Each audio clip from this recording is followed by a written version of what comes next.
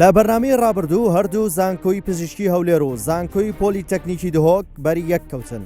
زانکۆی پۆلیتەکنیک بە ئومێدی ئەوەی تۆڵەی ساڵی پار بکەنەوە هەروەها قۆناغێک بچنە پێش سەرەتای هەڵبژاردننی کەتەگۆریەکانیان بۆ خۆیان فراند. اتصالا بوریداد گەل هەمان کولیش ئەنکوت گەل هەمان زانکۆ ئەمل یاریە دوماهی ئەنکوت بەرنامە دوماهیەدا ئەم بووینە دوێ ئەو ساڵام ویهیوی هاتینە و سەرکەفتنە تومارکەین و بەرەف قۆناغا دیودا بچین. پۆلیتەکنیکی دهۆک ئێوە مافی ئەوەتان هەیە یەکەم کاتەگۆری هەڵبژێرن. با هەڵبژاردننی کەتەگۆریە زانستیەکان دەستیان پێکرد تاکو چانسی بەدەستهێنانی خاڵ لە زانکۆی هەولێری پزیشکی کەم بکەنەوە.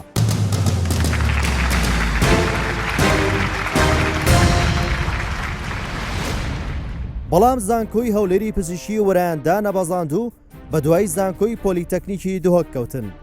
سەرەتای پرۆگرامەکە بە کەیف و ڕەنگی سەوز و وەڵامی ڕاست دەستی پێکرد تاکو و پرسیارە زانستیەکان بە کۆتا هاتن. ئیدی لێرە بەدواوە هەردوو زانکۆ چۆکیان دادا و نەیانتوانی خاڵی زیاتر بەدەست بێنن.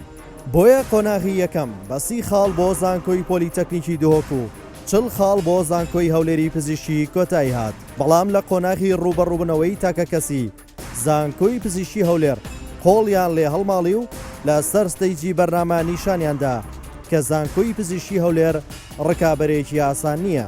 زۆر ڕاستە عەبدولکەریم توانیت 5 خاڵی تر بەدەستبێنی بۆ زانکۆکات. لە چرکەکانی کۆتایی توانیان بڕی 6 خاڵ زیاد بکەن بۆ خاڵەکانیان و بە کۆی 100 خاڵ ئاڵای سپی بە زانکۆی پۆلیتەکنیکی دهۆک بەرز بکەنەوە و خۆیان بگەنە قۆناغی داهاتوو. ئێستاش ڕوبەڕووبوونەوەی دووەم لە قۆناغی یەکەم دەست پێ دەکات.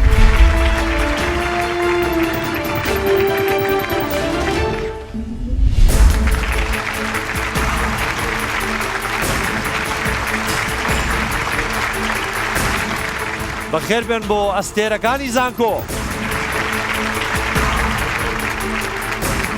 بەڕێزان و خۆشەویستان زۆر خۆشحاڵم جارێکتر بە دیداری ئازیز شاد دەبم لە سیزنی نوێی ئەستێرەکانی زانکۆ. وەک هەموو جارێ دوو زانکۆ پێشبڕکێ دەکەن ململانێ دەکەن بۆ ئەوەی کە سەرکەون نزیکتر بنەوە لە خەڵاتە گەورەکە. ئەمڕۆ دوو زانکۆ بەشدارە. حەزەکەم بە ئێوەی بناسێنم زانکۆکان ئەوانیش زانکۆی یەکەم زانکۆی کوردستان هەولێر.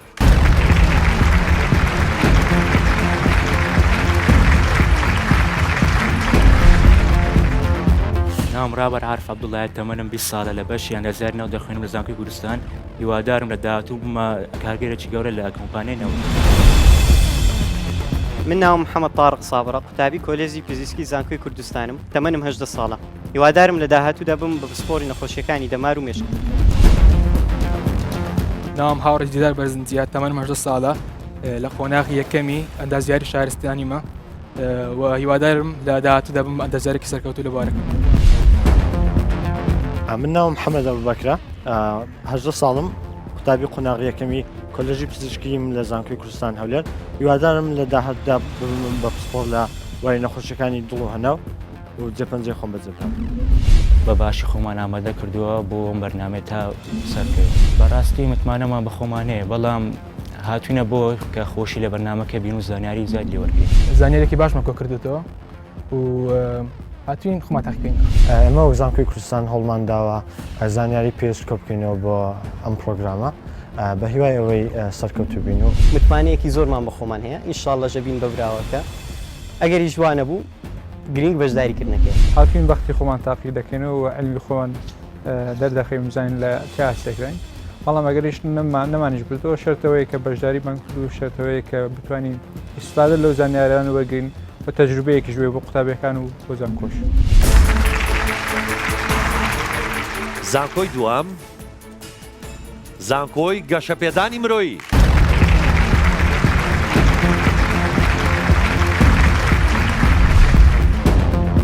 من ناوم ئەیمن مەجید مستەفا تەمەنم 22 ساڵە خوێندکارم لە قۆناغی یەک لە بەشی زانستی تاقیی پزیشکی لە زانکۆی گەشەپێدانی مرۆیی. بە هیوام لە داهاتوودا ببووم بەشی کارێکی سەرکەوتوو.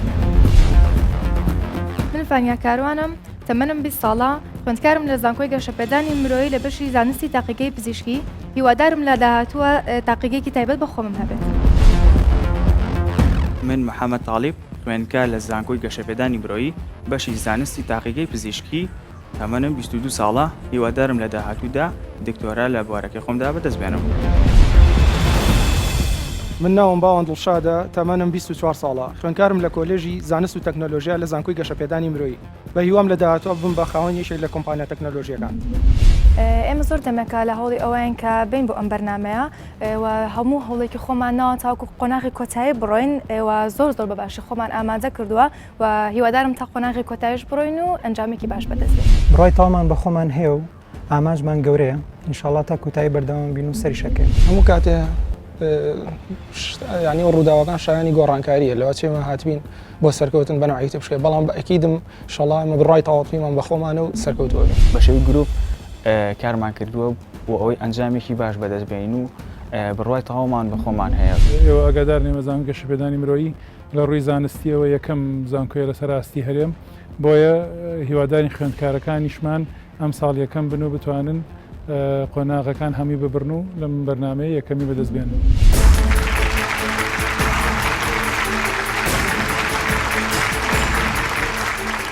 هەردوولاتان بەخێر بێن وەک دەزانن ئێوەش دەزانن ئەو زانکۆی کە زۆرترین خاڵ بەدەست بێنێت دەچێتە قۆناغی داهاتوو ئەوەی کە خاڵەکانی کەمتر بێ بەداخەوە بەجێمان دێڵێ لەبەرەوە هەوڵبان زۆرترین خاڵ بەدەست بێنن. ئێوە دەزانن کە بەرنامەکە بە پرسیارێکی خێرا دەست پێکە ئەو زانکۆی کە هەستەکە وەڵامەکە ئەزانێ دەستی نزیکاتەوە لە بۆتۆنەکە دەست بنێ بۆ بۆتۆنەکە ئێمە لێرە ئەزانین کێ زووتر دەستی ناوە بۆ بۆتۆن ئەگەر وەڵامەکەی ڕاست بێ مافیەوەی هەیە یەکەم کاتەگۆری هەڵبژێرێ ئەگەر وەڵامەکەی هەڵە بێ ئەوە ئۆتۆماتیشی دەچێتە تیمی بەرامبەر. ئامادەن؟ پرسیارەکە دەڵێ چیرۆکی مەموزین لە نووسینی کێیە؟ زانکۆی کوردستان؟ ئەحمەدی خانی. ئەحمەدی خانی.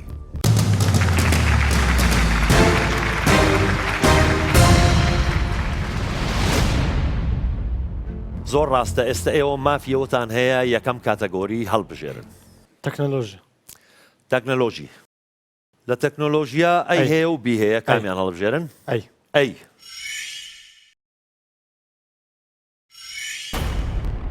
داهێنەری ئامێری کسێرۆگرافی چاپی وشک کام لەم کەسایەتیانەیە؟ ئەی ساموێل مۆرس بی ئەلیساندرۆ ڤۆلتا سی چارلز بابج دی چێستەر کارلسۆن سی چرکەتانەیە؟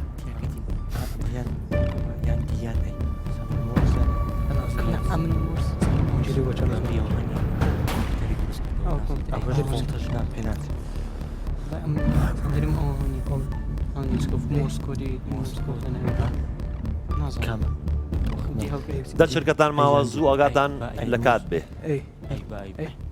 ئەی ساموێل مۆرس. ئەی ساموێل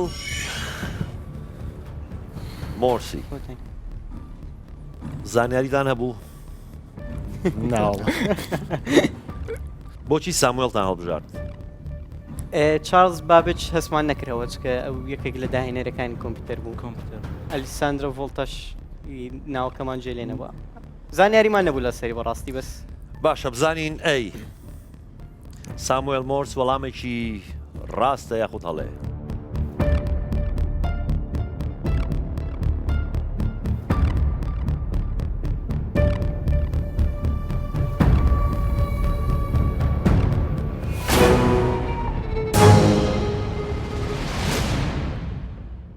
وەڵامی ڕاست چێستەر کارلسن. نەتانتوانێ و دەخاڵە بەدەستبێنن دەچینە لای زانکۆی گەشەپێدانی مرۆیی. ئێوە چ کاتەگۆریەک هەڵبژێرن؟ بیرکاری. بیرکاری؟ بەڵێ. بی. بی. بەڵێ. ئەگەر نرخی یەک دەرزەن پێنووس 60 سنت بێت نرخی چەند پێنووس دەکاتە $1؟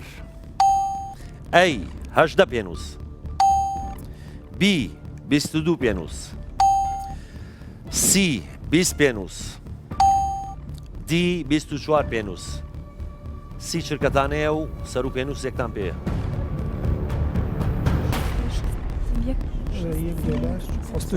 $24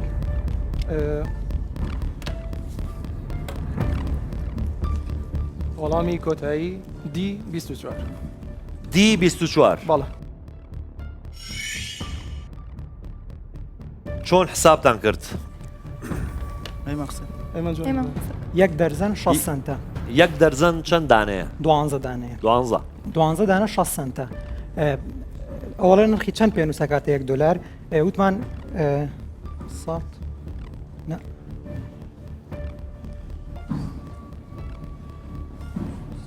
تەوا وەڵامەکەمان تەواوی کرد وەڵامەکەتان تەواوی تر نازان چۆن 100 ضربی 100 ضربی 12 1200 1200 دابەشی 6 دیگە 24 باشە بزانین وەڵامەکەتان ڕاستە هەڵێ.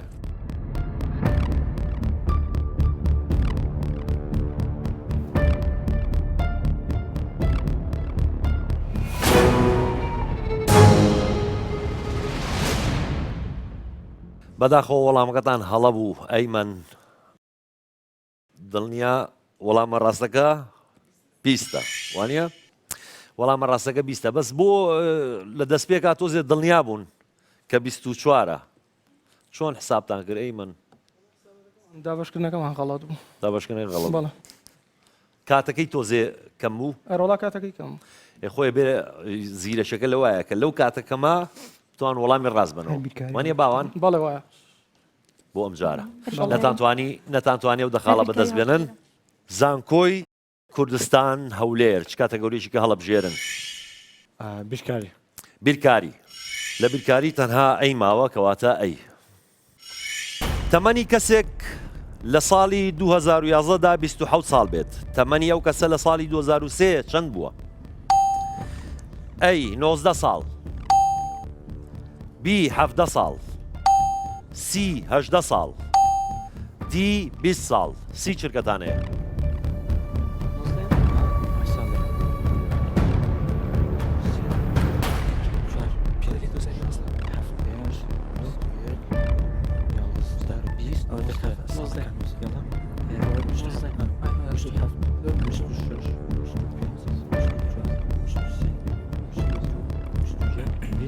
کاتان خەریکە نامێنێ ئەی 19 محەممەد چۆن 19 ساڵ وەڵامە ڕاستەکەی لای تۆ وڵی پرسیارەکە ئاسانە 2011 27 ساڵ ببی 2003 هەر ساڵ لەوی کەمترە 27 دابشکەم کەمی هەشەکەی بەڵێ 19 دەکە 19 باشە بزانین ئەی 19 ساڵ وەڵامێکی ڕاستە یاخود هەڵەیە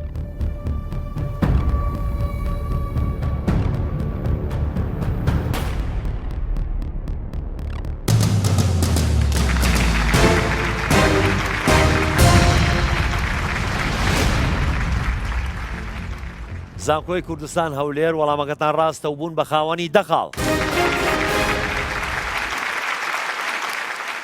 زانکۆی گەشەپێدانی مرۆیی بە وردیەوە کاتەگۆریەک هەڵبژێرن و پەلەش مەکەن لە وەڵامەکەیە چی هەڵبژێرن؟ تەکنەلۆژیا هەڵبژێری تەکنەلۆژیا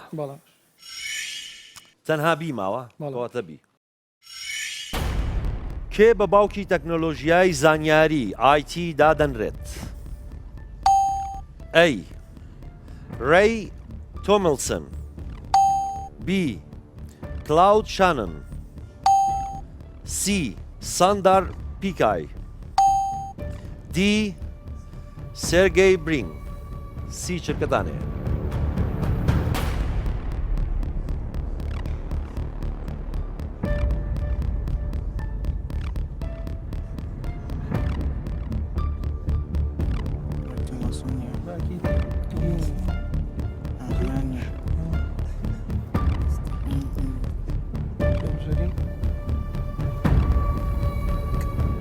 کاتان خەریکە نامێنێ زوو وەڵامێکم منێ دی سەرجی برین دی سێرگەی برینگ باشە باوکی تەکنەلۆژیای زانیاری IT بزانین سێرگەی برینگ وەڵامێکی ڕاستە یاخود هەڵێ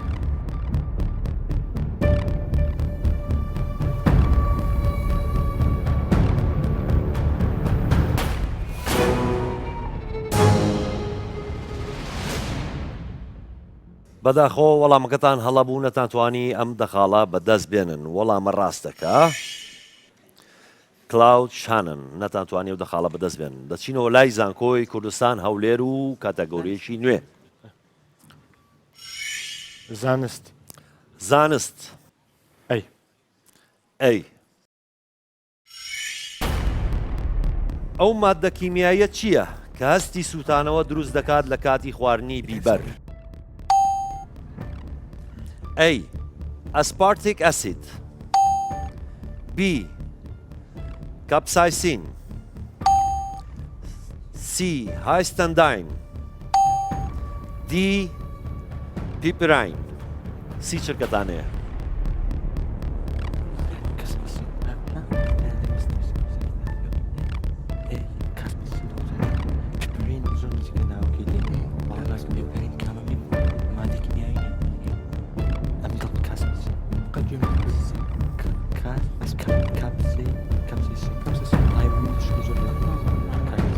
کاتان خەریکە نامێنێ زوو وەڵامێک بمەنێ بی کاپسیسن بی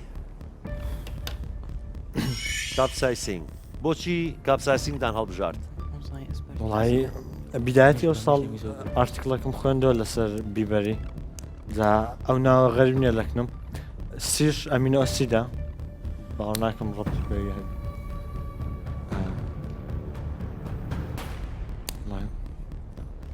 ئەو ئەسیدە چییە؟ ئەسپارتیک ئەسید دەزانم تشە نازەم لە چاهەیە بزە بدەڵا بەس هەروە گوتم ئەو ناوە غەریب لەو نەبوو ئارتیکڵا هاتبوو ئەو ناوە بەڵێ غەریب نییە ماوە وڵی تقریبا باشە پێپرین لە پێیپەر ناچێت وڵی گوتمە نابێ ئاسان نابێ و ئاسان بێ ئەوە ئاسان باشە بزانین وەڵامی ڕاست چییە؟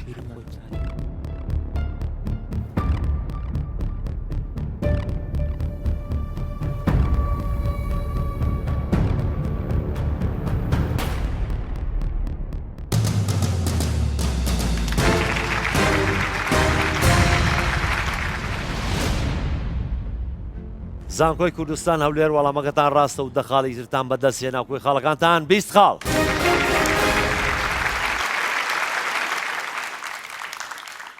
زانکۆی گەشەپێدانی مرۆیی چ کاتەگۆریەک هەڵەبژێرن لەوانەی کە ماون؟ تەندروستی تەندروستی ئەی یاخود بی ئەی کەمی ڤیتامین B12 لە خوێندا نابێتە هۆی دەرکەوتنی کام لەم نیشانانەی خوارەوە لە لەشدا ئەی سەرسوڕان و لە بیرچوونەوە B کەمبوونی کێش C ڕەنگ زەردبوون D ئێشان و ئاوسانی جومگەکان سی چرکەتانەیە پرسیارەکە باش بخوێننەوە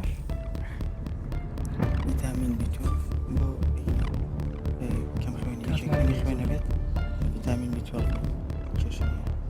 کەواتە ئەم دوانە نییە هیچی خوێنی کەم بێسەری ئەسوڕێز ڕەنگی سەر دەبێت دەچشانی چونکە ئەوسانی جومگەکان دی ئێشان و ئاوسانی جومگەکان بۆچی کەمی ڤیتامین B12 نابێتە هۆی ئێشان و ئاوسانی جومگەکان؟ ڤیتامین دی پەیوەندی بە کەم خوێنیەوە هەیە ئەگەر هێشەکەمی خوێنی هەبێت سەری سۆڕێ ڕەنگی زەر دەبێت بەڵام زۆر پێما بە پەیوەندی بە جومگەکانەوە نییە باشە یعنی ئەو نیشانانەی تر مەسەنە سەسوڕان و لەبیرچوونەوە و ڕەنگ زەربوون کەمبوونی کێش ئەمانە گەر ڤیتامین B12 نەبێ ئەم شتانە و توژە بێ بەڵێ کەواتە زۆر گرنگە B12 وانە بەڵێ زۆر تەنها لای ئێوە ئێشان و ئاوسانی جومگەکان ئەگەر B12 کەم بێ ئەوە حەقی نییە بەسەر شتانەوە جومگە مۆزوعێکی ترا تووشی حساسێتە ێگا B12 باشە بزانین دی ئێشان و ئافسانی جومگەکان وەڵامێکی ڕاستە یاخود هەڵەیە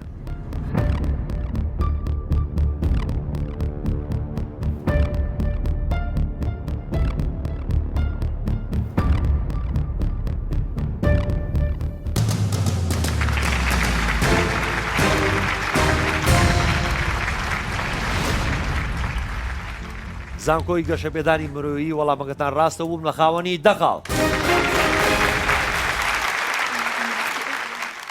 کوردستان هەولێر چ کاتەگۆریەک هەڵبژێرن؟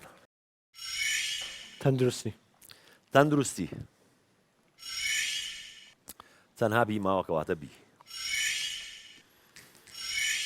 کەمی کام لەم ڤیتامینانە یەکێکە لە هۆکارە سەرێکەکانی کوێربوون. ئەی ڤیتامین B12 B ڤیتامین D C ڤیتامین A D ڤیتامین K سی چرکەتانەیە؟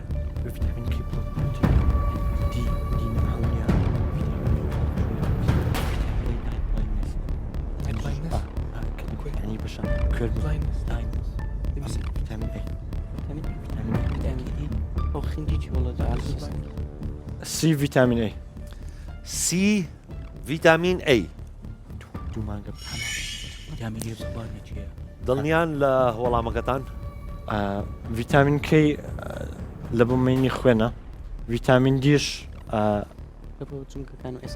زیاتر جنگۆ ئێسکەکانە، B12ش ئەوەی کە تازە پەیوەندێکی وای پێوە نەبوو، بەس ماڵوماتم هەبوو ڤیتامین A دەبێتە هۆی کوێری شەو نایت بلایننس دا کوێربوونیش لێ نزیکە. ئەیە گەرەوانەی کە چاویان کزە ڤیتامین ئەی بخۆن باشە ینی بۆی هەیە ئەڵێن لە جێزەرا زۆر هەیە. بەڵێ وانە؟ بەڵ شتێکیشم بیست وەختی خۆی ئەڵێن کە جۆزەر زۆر بخۆی بۆ چاو باشە. وا تۆ بڵێ ڕەبتیە بێ بەم ڤیتامینەوە حەقیە بێ بەسەریەوە؟ وەڵایی وەبزانم ڤیتامین A لە جێزەریدا جۆزەر خۆشە؟ ئەیبینی بە شەربەت خۆشە بە شەربەت. باشە بزانین ڤیتامین A وەڵامێکی ڕاستە یاخۆت هەڵەیە.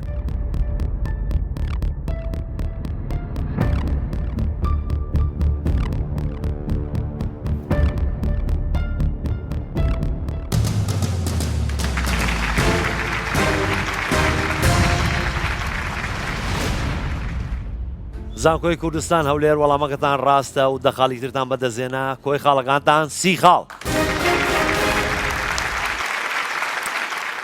زانکۆی گەشەپێدانی مرۆیی چ کاتەگۆریەک هەڵبژێرن؟ زانست. زانست. تەنها بی ماوە کەواتە بی.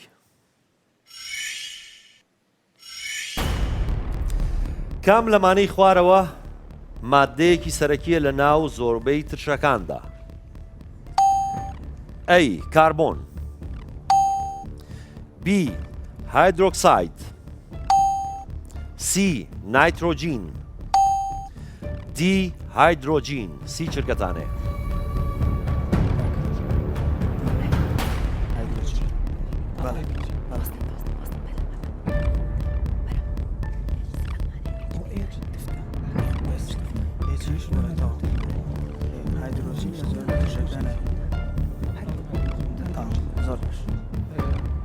وەڵامی ڕاست دی هایدرۆجین. دی هایدرۆجین. هایدرۆجین. ئەی کاربۆن نایترۆجین هایدرۆکساید. هایدرۆکساید تفتە بەڵێ ئەوەی بۆن منە HCl زۆربەی ترشەکان کە ئەتوێنەوە پرۆتۆن H لەگەڵ سالبێت دروستەکەن. تفتەکان بۆن منە NOH پرۆتۆنەکەیان توخمێگە لەگەڵ OH سالبە. ترشەکان کە ئەتوێنەوە هایدرۆجین و HCl تەنانەت ترشەکان لەگەڵ ئەوە کالێکان هایدرۆنیۆم پێگەیان S3O بۆیە هایدرۆجینە 100%. باشە بزانین دی هایدرۆجین وەڵامێکی ڕاستە یاخۆ هەڵەیە؟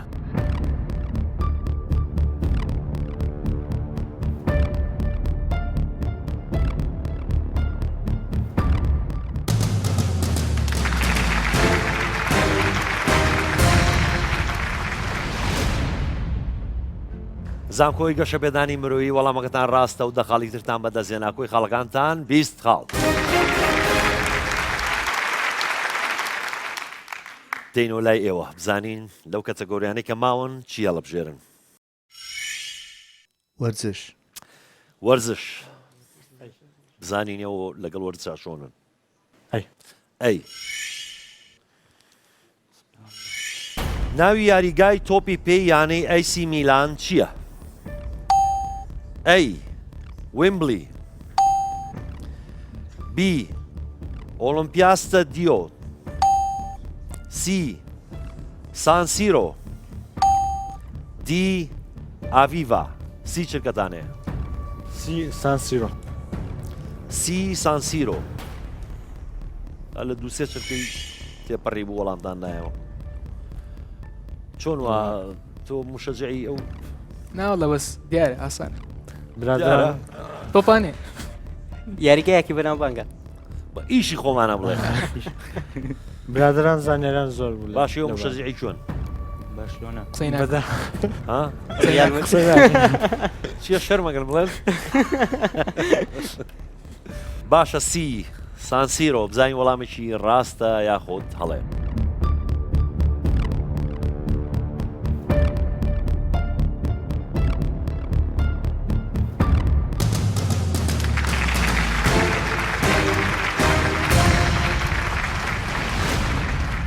زانکۆی کوردستان هەولێر وەڵامەکەتان دیستان ڕاستە و دەخاڵی ترتان بەدەستهێنا و کۆی خاڵەکانتان چل خاڵ زانکۆی گەشەپێدانی مرۆیی لەو کەتەگۆریانی کە ماون چی هەڵەبژێرن وەرزش وەرزش بەڵێ لە وەرزش تەنها بیماوە کەواتە بی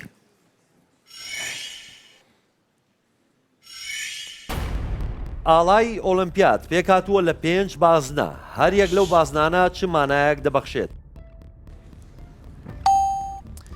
ئەی کیشوەر بی وڵات سی شار دی یاریزان سی چرکەتانەیە وەڵامی ڕاست ئەی کیشوەر پێگاتۆ لە ئەی کیشوەر بەڵێ کیشوەرەکان بەیەکەوە بەستینەوە ئێمە لە یاریەکە ینی کە پێوترێ ئۆلمپیات یعنی 5 کیشوەر پێکەوە ئەبەستێتەوە باشە خۆی لە گۆی زەوی چەند کیشوەر هەیە کاتە بڵێ ئەو دوانەی کە چیەکەن لە ماڵێکە زۆر دەوریان یاریزانی باشیان نییە ها نهرە و کاتە پێنج کیشوەر بوون ئەو کاتە 5 کیشوەری ئەمریکا خۆی دوو کشوەریکەش هەیە ئەوەیە بەستەڵێکی باکوور و باشوور ئەو کەسی لێنێ بەس ورچ مەگەر ورچ بێ یاریگا پینگوین بەطریقا باشە بزانین ئەی کیشوەر وەڵامێکی ڕاستە یاخۆت هەڵێ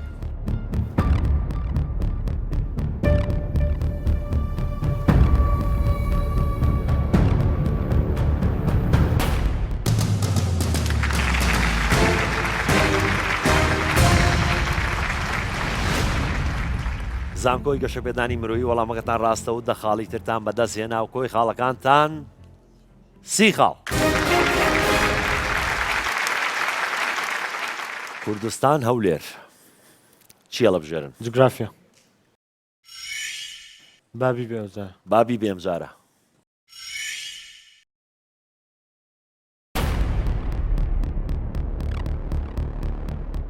ناوی ئەم بورجە چییە و دەکەوێتە چ وڵاتێکەوە ئەی CN لە کەنەدا B سکای نیوزلاندا C میلاد ئێران D BT تاوەر لە بەریتانیا سی چرکەتانێ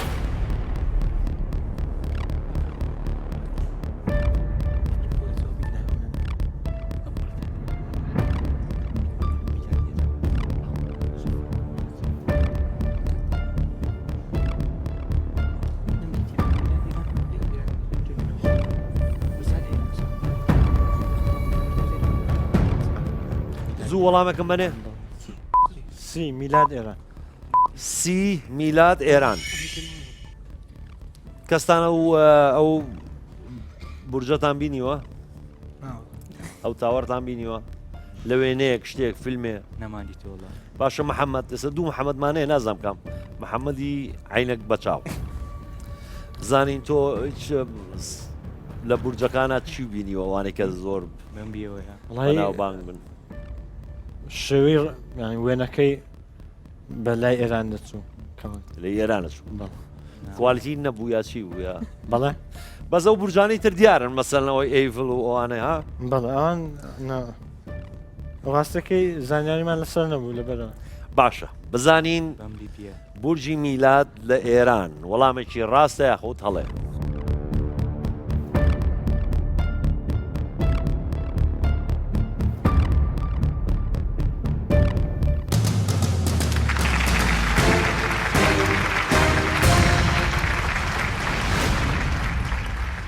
وەڵامەکەتان زۆر ڕاستە و دەخاڵی ترتان بەدەستهێنا و کۆی خاڵەکانتان 50 خاڵ. گەشەپێدانی مرۆیی لەو کەتەگۆریانەی کە ماون مێژوو هونەر ئەدەبیات جوگرافیا کامیان هەڵەبژێن؟ جوگرافیا. جوگرافیا بەڵێ. تەنها ئەی ماوە ئەوی ژوێنەیە جوان سێری وێنەکەکەن پرسیارەکەین. ئەم دوو ئاڵایە هاوشێوەی ئاڵای چی وڵاتێکن؟ ئەی کۆماری چین و ڤێتنام، بی ڤێتنام و ژاپۆن، سی کۆماری چین و ژاپۆن، دی ژاپۆن و کۆریای باکوور. سی چرکەتانەیە؟ وەڵامی ڕاست ئەی کۆماری چین و ڤێتنام. ئەی کۆماری چین و ڤێتنام. بەڵێ. کاتیشتان زۆر زۆر مابوو. ئاسانە پرسیار. ئاسان بوو؟ بەڵێ. باشە وێنەکە لە خیاڵتانە بوو؟ بەڵێ بەڵێ. ئاڵای ژاپۆن چۆنە؟ سپیە. سپیە. سپی و بازنێکی ئەمەوی سوور. بەڵێ بەڵێ مام سوورە و سوور و ئەستێرە. ڤێتنام. تیشان بێتە. ئەی ژاپۆن باشە ڤێتنام چۆنە ئاڵای ڤێتنام؟ ئەو ڤێتنام ئەوەیە کە ئەسەرێکی تایە علەمێکی سوورە و ئەستێرەیەکی زەردی تایە. ئەی چاینا چاینا کۆمەڵی گەستێرەی تایە لەگەڵ داسێک و ئەی کۆریای باکوور. کۆریای سپی و سوور و سپی سوور و شینە. ئەویان تۆزە لە یابانە چیا؟ ڕەش سوور. بالضبط بس پاش و پێشکرا. باش و پێش کەوتووە. بەڵێ. باشە بزانین ئەی کۆماری چین و ڤێتنام وەڵامێکی ڕاستە یاخود هەڵێ.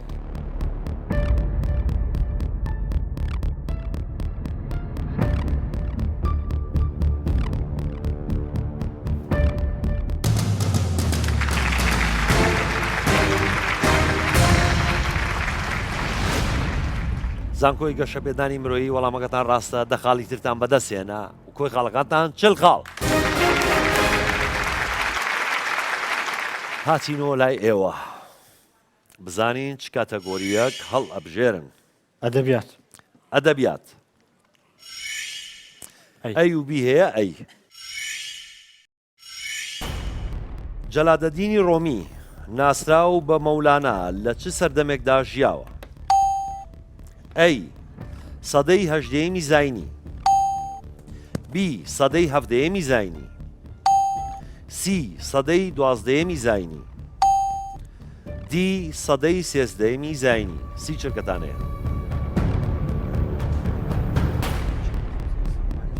مەولانا.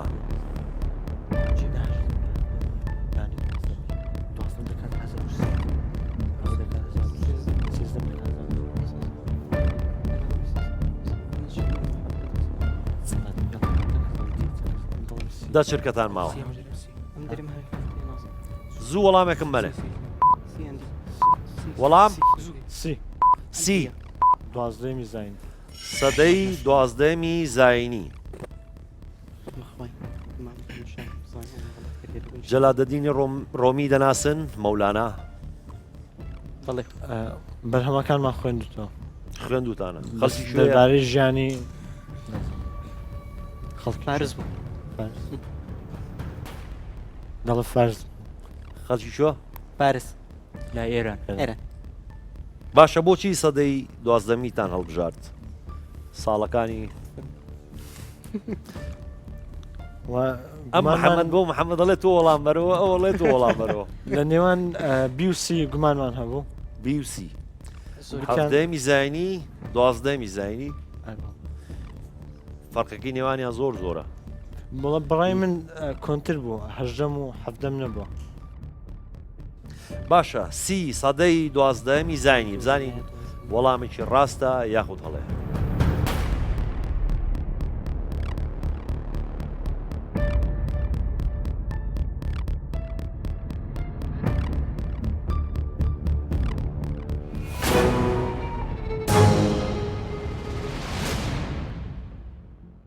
بەداخەوە وەڵامەکەتان هەڵەبوو نەتانتوانیم دەخاڵە بەدەست بێنن. وەڵامی ڕاست سێزدەهەمی زاینی. دەچینەوە لای زانکۆی گەشەپێدانی مرۆیی لەو کاتەگۆریانەی کە ماون مێژوو هونەر ئەدەبیات کامیان هەڵەبژێرن؟ ئەدەبیات. ئەدەبیات. تەنها بی ماوە کەواتە بی. نووسری بەناوبانگ دانتێ کە لە ساڵی 1265 لەدایک بووە خەڵکی کام وڵاتە؟ ئەی ئەڵمانیا، بی چین، سی ئەمریکا، دی ئیتالیا. سی چرکەتانەیە؟ ئەمریکانی دانتی بەس پێم وابێ دانتیان بەستەکەم تاڵی تاڵی ناوێت چونکە ئەمریکیش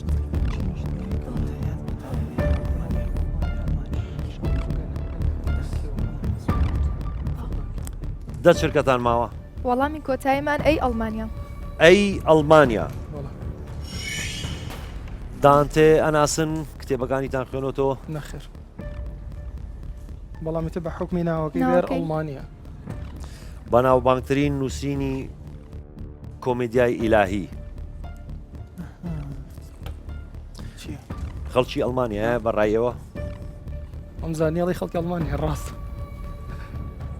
بەڵێ باشە بۆ ئەمریکی نەبێ یاخۆت ئەمریکی ناوی ئەمریکی ناوی وای یانە ئیتالیا و ئەڵمانیا بەس ئەمە ئیتاڵیا ماڵ 1265 ئەمریکا هەبوو. ئەو کاتە کریستۆفەر هەندێک هەر بە سوورەکایەکی دوایە وابزان. کریستۆفەر هەر بە کاتە بە دوایە گەڕا. باشە بزانین ئەی ئەڵمانیا وەڵامێکی ڕاستە یاخۆت هەڵەیە؟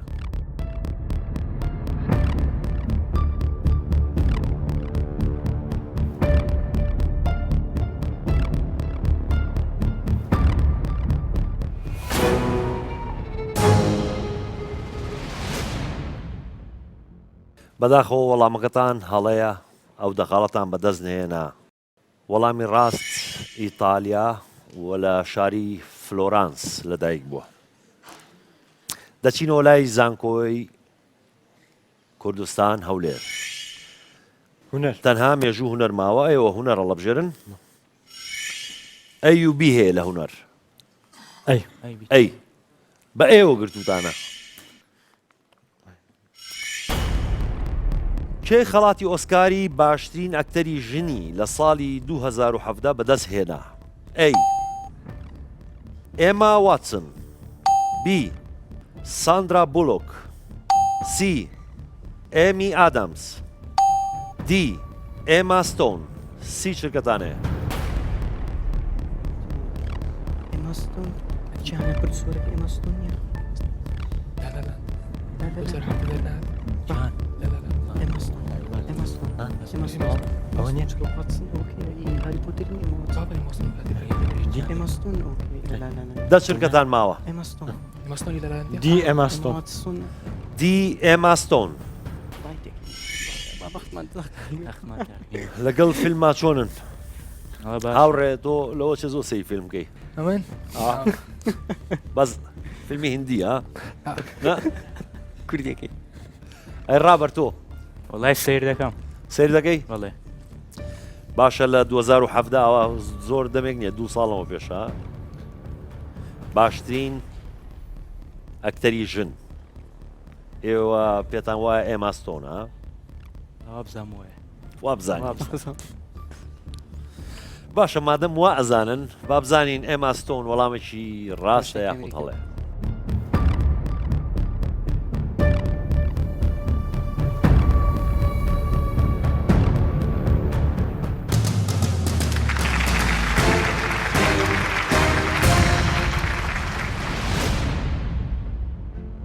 زانکۆی کوردستان هەولێر وەڵامەکەتان ڕاستە، دە خاڵی ترتان بەدەستهێنا، کۆی خاڵەکانتان 60 خاڵ. زانکۆی گەشەپێدانی مرۆیی مێژوو هونەر کامیان؟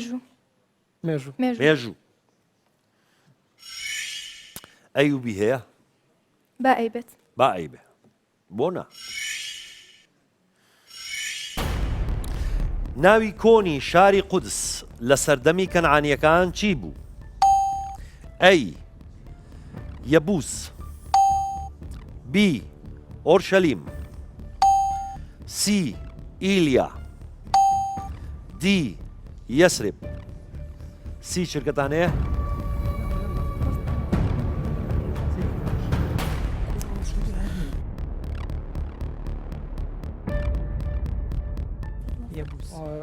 وەڵامی کۆتایی ئەی یەبووس ئەی یەبووس ئەی من زۆر دڵنیا بوو هێشتا سیچرگەکە دەستی بێگر و وەڵامەدایە خوێندومەتەوە ئەم بەیانی خوێندمەوە ئەی یەثریب کوێیە یەثریب مەدینە مەدینە باڵێ ئەی ئۆرشەلیم ئۆرشەلیم ئۆرشەلیم کوێیە میسڕ قودس نییە ناوی کۆنی میسڕ پێم وابێ نانە میسر نییە ئۆرشەلیم ناوی کۆنی میسر ئۆکەی ئیلیا ڕۆمانی بوو نامبینیوە نەمبیستۆ ئیلیاتان نەبیستۆ بەس یەبووسە 100 باشە بزانین یەبووس وەڵامێکی ڕاستە یاخود هەڵەیە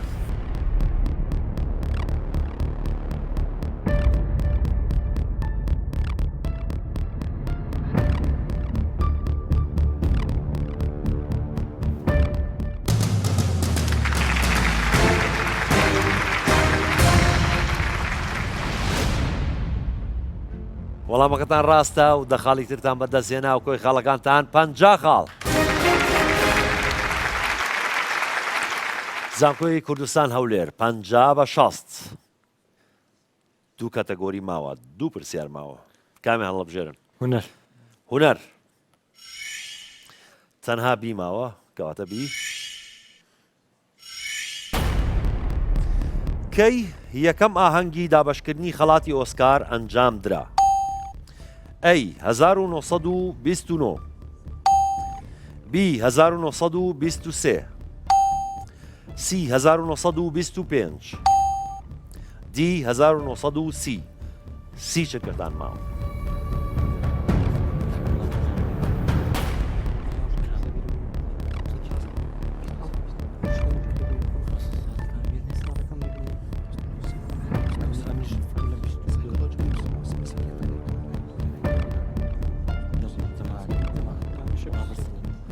دە چرکەتان ماوە زوو وەڵامێکم بنێ وەڵام ئەی 1929 بۆچی 29تان هەڵبژارد وڵی معلوماتمانەوە ئەی باشە بۆ 23تان هەڵبژارد لە مێژووی هەڵاتین بەسەوە مێژە دەرت ویستام بچنە هونەر باسی مێژوو نەکاگەچی باسی مێژووی کرد بەختیاڕوانەوە بەختیاوەرتان نەبووە باشە کێ ناڵێت لەوانەیە یاوەروێ بۆنە لەوانێ هاوڕێ دڵی چەند خۆشە گەشببینە گەشببین ئەو گەشببینیە زۆر میمە ئێستا زانکۆی گەشەبێدانی مرۆیی شەوان تۆزێ دڵیان خۆش بووانە نییە تۆزێ گەشببین بوون خاڵەکانیان چۆ سەرێ باشە بزانین ئەی 1929 وەڵامێکی ڕاستە یاخود هەڵەیە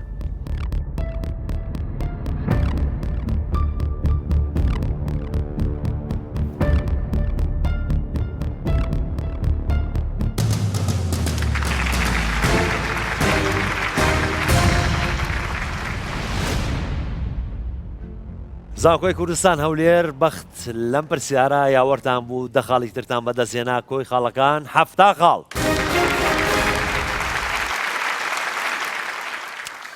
زانکۆی گەشەبێدانی مرۆیی کۆتا دەخاڵ لەم بڕگەیە ئەویش لە مێژووە هەیە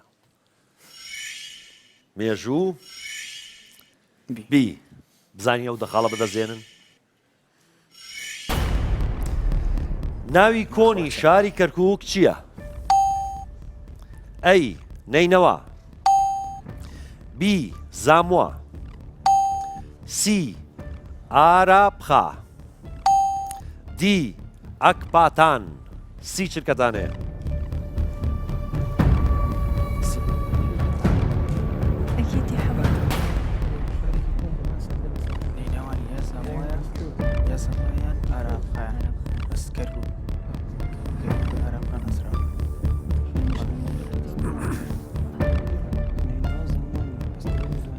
زوو وەڵامێکم بنێ سی ئارابخا سی ئارابخا محەممەد بۆچی ئارابخاتان هەڵبژارد نینەوە ئەو مووسڵە نینەوە مووسڵە بەڵێ زامووە زامۆش کەرکووک نییە شوێنێکی ترە بەس تاکیدی نازانم کوێ ئەکبەری سلێمانی و ئەو ناوچانە بەڵێ ئەکپاتان لەوە دڵنیانی بەس ئەوەی خوێندومەتەوە لەسەری ئارابخا بە قوربان لەسەر وەزنێ ئەکپاتان باشە پاکستان ئاربخان جاوە کە پیاوە بڵێ کەرکک چەند خۆشە ناوێکی چەند خۆش کەرکک ئەو شارە بڵێ خۆشەی خۆمان ئارابخان باشە بزانین ئارابخان وەڵامێکی ڕاستە یاخود هەڵێ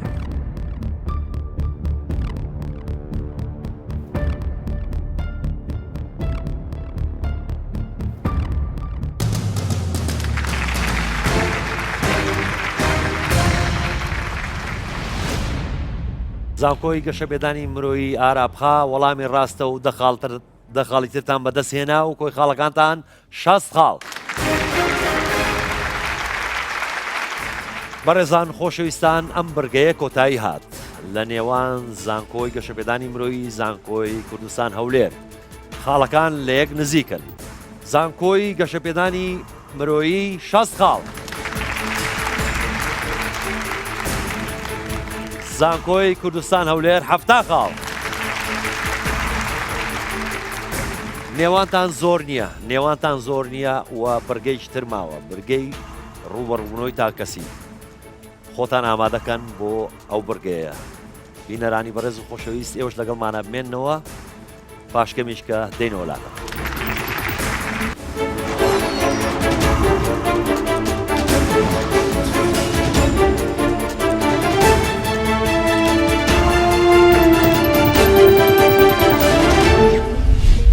بۆ هەڵبژاردننی کەتەگۆری تەندروستیەکە زانیاری زیاترم هەبوو وەک لە کەتەگۆریەکانی تر بۆیە کەتەگۆری تەندروستیم هەڵبژارد.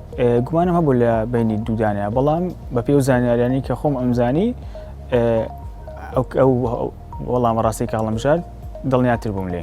بریکاریەک پرسیار بوو ئێمە زۆر لە بەرەوەی یەکەم پرسیار بوو لە ینی تقریبا پرسیارەکە وەکو لۆژیک وا بوو زۆر بەپە لە وەڵاممان نایەوە دوای ئەوەی کە کاتەکەمان چاوە بوو اینجا بۆمان دەرکە وەڵامە ڕاستەکەمان چیە و کاتیشمان بۆ نەما بوو کە بیگۆڕین. ئێمە پرسیار ژمارەکەمان یعنیوانی کە ڕەبتی بە بیرکاریوانەوە هەیە دامان نابوو کە خاڵی تەواوی تیا بەدەست بێنی بەڵامی تر بەهۆی ئەوەی کە زۆر ینی قەلەقی ڕوویە لە ئەنجامی پرسیارەکەیە ئەوە بۆ هۆی کە نەیزین یعنی وەڵامەکە بە غەڵەتی بینەوەژینا ئێمە هەموو حلکردن شتەکانمان ڕاز دەرچوو لای خۆمان بەڵام بە غەڵەتی جوابان نایە. کۆی من زانیاریم لەسەر زیاتر لەسەر بیرکاری و لۆژیک و مەسەلە زانستەکان بوو چونکە خۆمان بەشەکەمان زانستیە بەڵام شتی مێژووی و جوگرافی و شتیشمان خوێندبووە ئەم بەیانیش لە کتێبێکە بەرچاوم کەوت ئیترکە هەڵبژێرە یەکسەر دڵنیا بوو و نەشتم هەر یەکسەر زوو پێم وتم یا بوو 100% دڵنیا. هەڵبژاردننی کەتەگۆری جوگرافیا ئەو شتێکی خۆنەویست بوو هەر خۆمان هەڵمان بژارد بەڵام بۆ وەڵامەکەی لە قۆناغەکانی خوێنە پێما بێ ئەو زانیاریە هەیە کە لە پێشترا کەرکک بە ئارابخان ناسراوە منیش ئەوە لە مێشک ماما بووتەوە توانیم ئەو وەڵامی پێینکەم. کاکبانمان لەگەڵا بوو لە کۆمپیوتەر شارەزا بووی ترێمەش هەڵمان بژارد نەمانزانی پرسیارەکەت دەربارەی مێژووی کەسایەتیە دەربارەی ئەوش کە دوای ئەوانە کەوتین شێوەیەکی گشتی پرسیارەکانمان ئەبینی کە ئەمانزانی کە ئەو قورسە نییە کە لێ بترسیم. پرسیاری تەندروستیەکەمان بێ12 بوو هەمومان بێکەوە ئانی هەڵمان بژار کەتەگۆریەکە بەڵام تا ڕادەیەک من و کاک محەممەد لە وەڵامی بی و دیە مابووینەوانەیە کە ئایا کامیانە لە کۆتای وەڵامە ڕاستەکەمان هەڵبژارد. دوو ئاڵای هێنابووە ئاڵای چین و ئاڵای ڤێتنام لە مەسئول لە بابەتی جوگرافیاکە بوو پێما بێ ئیتر هەرکە ئاڵاگەم بینی یەکسەر پێشەوەی بچێ بۆ هەڵبژاردنەکان زانیم چین و ڤێتنام. لە نێوان خۆماندا ڕێککەوت بووین لە چ کەتەگۆریەک باشین لەو بوارانەی بۆ نمونە هەر کەسە لە دوو بوار لە دوو کەتەگۆریدا باش بووە دیاریمان دەکرد بە پێ ڕزبندەکان داهاتی نەخوارەوە. زۆری دەمان لە تیمەکە دەمانزانی کە یاریگای ئەیسی میلان ناوی سانسیرۆیە یاریگایەکی بەناوبانگە بۆی قەراری کۆتایی هەر تیمەکە بەکە ئەوە بوو بە زۆری نەدەنگماندا کە سانسیرۆەوە. لە بەشی تەکنۆلۆژی ئەو پرسیارێکە بۆمان هاتەوە زۆر لی تاکید نەبووین هێنامانەوە بۆ دوو ئۆپشن و لە ئاخیری هەڵەمان کرد هۆکارەکەشی ئەوە بوو کە ڕاهێنانمان زۆر لەسەر نەکرد بوو بەشی تەکنۆلۆژیە بەڵام وتمان با یەکەم زار بە لە کۆلیکەینەوە یەکەمەکەی بۆەوەی لە ئاخیرەکەی تووشی نەبینەوە. یەکێک لە وەڵامەکانی تریش دەربارەی کوێری ئەوە بۆ ڤیتامین ئەی دەبێتە هۆی نایت بلایننس کە شەوکوێری پێدەگوترێت بە کوردی. منیش کە کوێری لە شەوکوێری زۆر نزیک بوو ئەوە دیارە ئەگەر بە بڕێکی کەم ئەو ڤیتامینەت کەم بێ دەبێتەوەی شەوکوێری، بەڵام ئەگەر زیاد لە حەد ئەم ڤیتامینەت کەم بوو ئەوە دەبێتە هۆی کوێری یەکجارێ. بەڕاستی یارێکەمان لەسەر وەرەقەکە بە خۆمان هەلمان کردو هەمومان ڕێککەوتین لەسەر ئانسەرێک یانە سەڵامێک ئانسەرەکەمامە چێک بوو ئەو ئانسەرەما بژار کە 90 بوو ژمارە 90 لە یەکێک لە ئارتیکڵەکان خوێن بوومەوە کە لە کاتی ڕسەرچکردندا بوو خوێن بوومەوە لەسەر بیبەر و پێکاتەکانی و چی ئەو هەستی سوتانەوەی دەبەخشت بە بیبەر. خۆشبەختانە هەر کە وەڵامەکانم بینی وەڵامی بی کاسپیسن غەریب نەبوو لەلام، بۆیە پاش مشاڕەکردن لەگەڵ هاوڕیانم من زانیاریم لەوە زیاتر بوو و ئەو وەڵامم هەڵبژارد. خۆشبەختانە ڕاست بوو. ئەوەی ڕاستی بێ لە ئەدەبیات زانیاریمان زۆر نەبوو. مەولانە ناوێکی بەناوبانگە هەمووشمان جێمان لێ بوو، بەس بەڕاستی زانیاریمان لەسەوە نەبوو کەنجێ ژیا بوو مەولانە. بە ئاخیرەکەی لەسەر سەدەی 12 ڕێککەوتین ئەویش هەڵە دەرچوو خۆی سەدەی 13.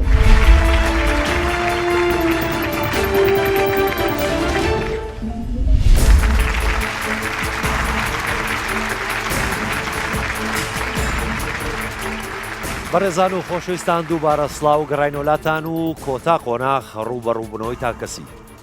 پێشەوەی دەست پێ بکەین ئەمەوێ خاڵەکانتان بەبیر بێنمەوە. زانکۆی گەشەپێدانی مرۆیی 60 خاڵ.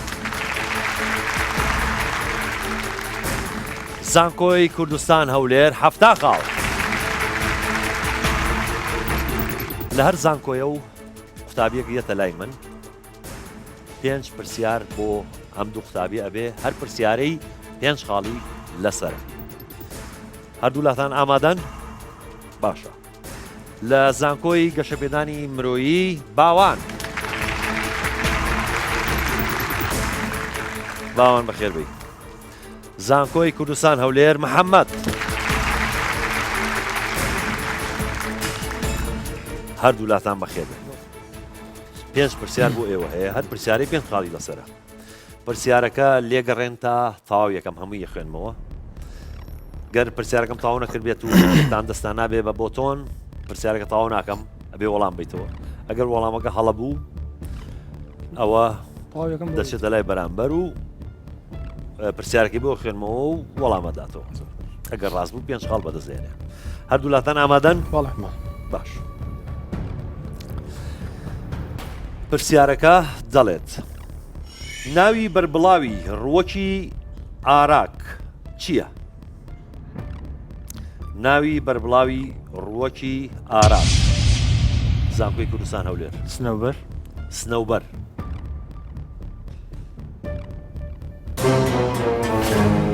هەڵەیە زانکۆی گەشەپێدانی مرۆیی. گژوگیا؟ نازم نەمبیستەوە ڕۆ. ئاراک. کاتممە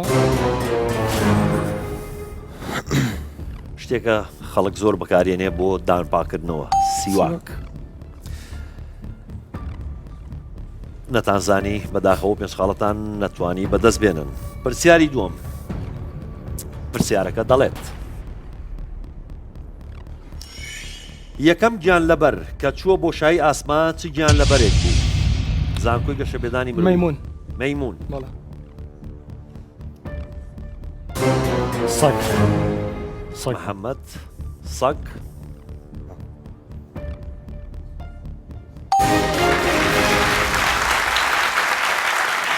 زۆر ڕاستە. لە ساڵی 1957 ڕووسیەکان سەگێکیان ناردە بۆ شایی ئاسمان. سەگەش ناوی لایکا بوو. 3 پرسیار بۆ ئێوە. پرسیارەکە دەڵێ سەدا چەندی خوێن لە پلازما پێک هاتووە؟ زانکۆی کوردستان هەولێر. 55 لە سەدا.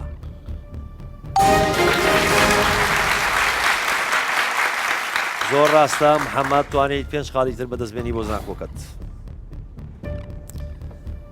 کۆتا پرسیار بۆ ئێوە نە پێش کۆتا پرسیاری پێش کۆتا پرسیارەکە دەڵێ 1 ئینچ چەند سانتیمەترە؟ زانکۆی کوردستان هەولێر 2.3 سانتیمتر 2.3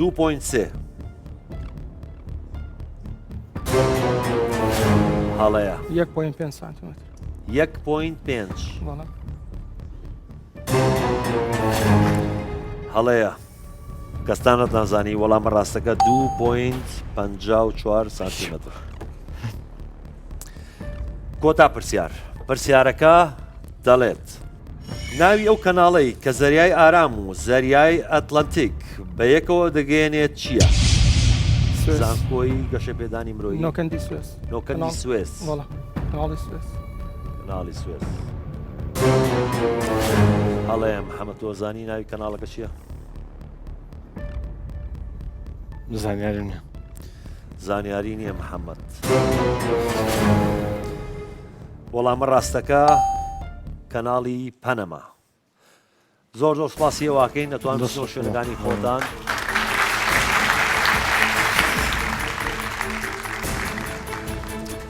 دوو بەشداربووی تر لە زانکۆی گەشەبێدانی مرۆیی ڤانیا.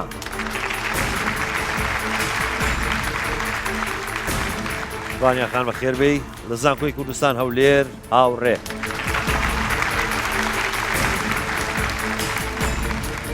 هاوڕێ و ڤانیا هەروتان بەخێر بێن. بە هەمان شێوە 5 پرسیاریش بۆ ئێوە هەیە 5 پرسیاری نازدار هەوڵبان خاڵ بەدەست بێنن. پرسیاری یەکەم ڕەقترین بەردی کریستاڵ لە سروشتا چییە؟ زانکۆی گەشەبێدانی مرۆیی ئەڵماس ئەڵماس.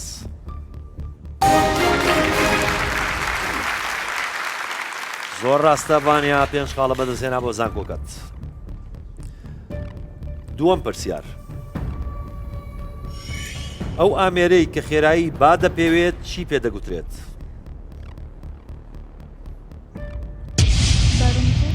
چی؟ بارومیتر بایرۆمیتر. هەڵێ هاوڕێت و دەزانی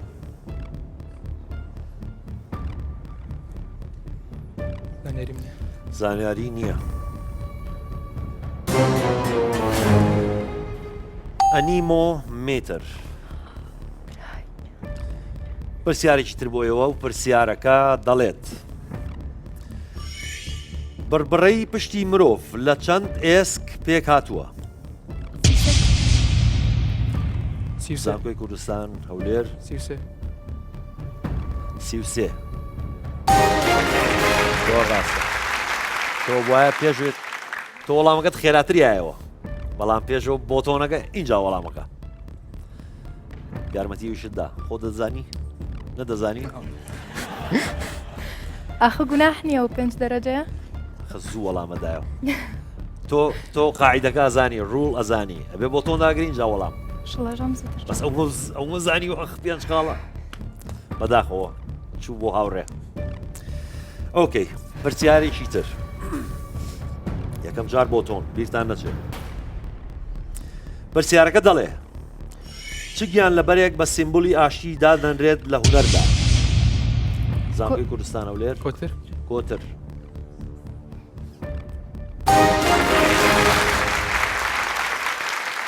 زۆر ڕاستە. کۆتا پرسیار گەورەترین وڵاتی ئیسلامی لە ڕووی دانیشتوانەوە چ وڵاتێکە؟ زانکۆی گەشەبێدانی مرۆیی سعودیە. ئاو ڕێزانین ئێران عەربی دانیشتوانەوە گوێ عەربی چی؟ ئیسلامی ئیسلامی ئیسلامی لە ڕووی دانیشتوانەوە بێ پرسیارەکە جوان تێبگەن. وەڵامە ڕاستەکە ئەندونیسیا. زۆر سپاس هێرد وڵاتانەکەین نەتوان بچنەوە شوێنەکانی خۆتان.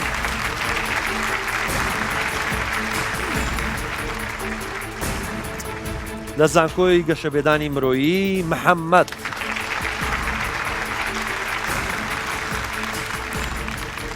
لە زانکۆی کوردستان هەولێر محەممەد.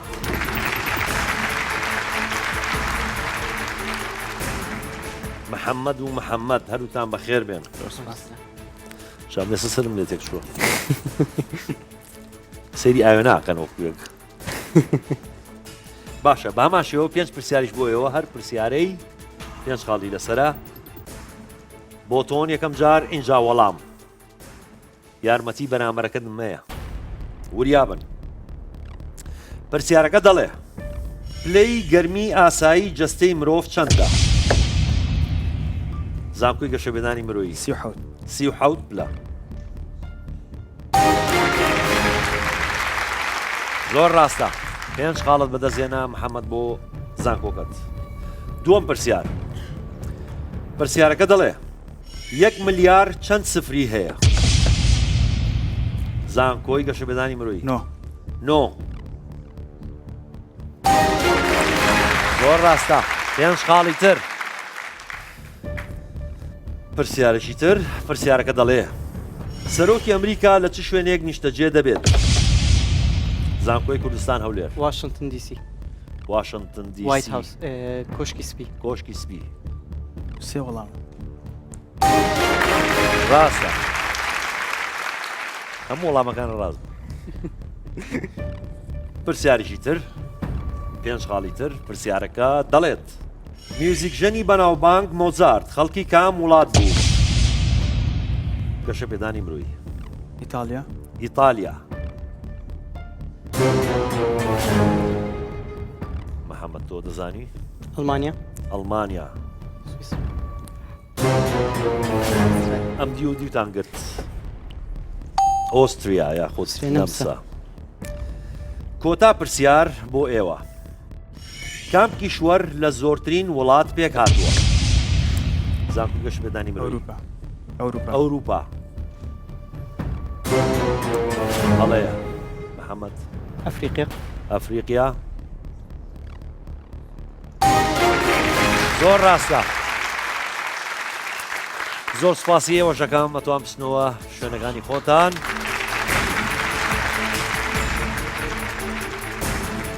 کۆتا 2 بەشدار بوو لە زانکۆی گەشەپێدانی مرۆیی ئەیمەن.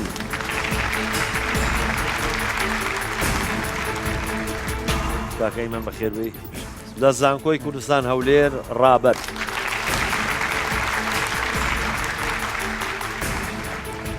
هەردوو لاتان بەخێر بێن. بە هەمان شێوە 5 پرسیار ئەمە کۆتا 5 پرسیارە دەستان ئامادەکەن لەسەر بۆتۆنەکان و پرسیاری یەکەم دەڵێت 6 پاڵوو لە چەند لێوار پێک هاتووە؟ لێوار 6 لێوار 12 ئەیمەن ئەڵێ 12. زۆر ڕاستە. پرسیارێکی تر پرسیارەکە دەڵێ بەریتانیا لە چەند بەش پێک دێت؟ زانکۆی کوردستان هەولێر تانیا سێ. هەڵەیە ئەیمەن 2.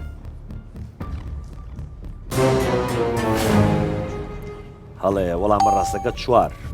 باشە پرسیارێکی تر دوگمەی AC لەسەر ئامێری ژمێرەر حاسیبە بۆچی بەکاردێت؟ بۆ پێکردن. چی ڕابەر؟ بۆ پێکردن. بۆ پێکردن؟ ئەیمەن بۆ سڕینەوە بۆ تاڕیف ڕیموڤکردن ینی ڕفرێشکردنەوەی ڕفرێشکردن سڕینەوە.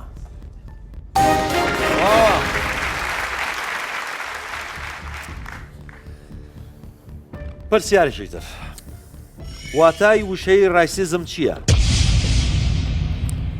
زانکۆی گەشە کوردستان هەولێر یعنی لە بینی بەشە مەسەلەن ڕەش سپی هەیە ناوی وشەکە ماناکەی ڕایسیزم ڕەگەز پەرستی ڕەگەز پەرستی. ڕاستە ڕەگەز پەرستی یاخود نەژاد پەرستی بە دوایە گەڕایت ڕەگەز ئەخی لۆمات. باشە کۆتا پرسیار کۆتا 5 خاڵ. نینۆک لە چ مادەیەک پێک دێت؟ کوردستان هەولێر نینۆک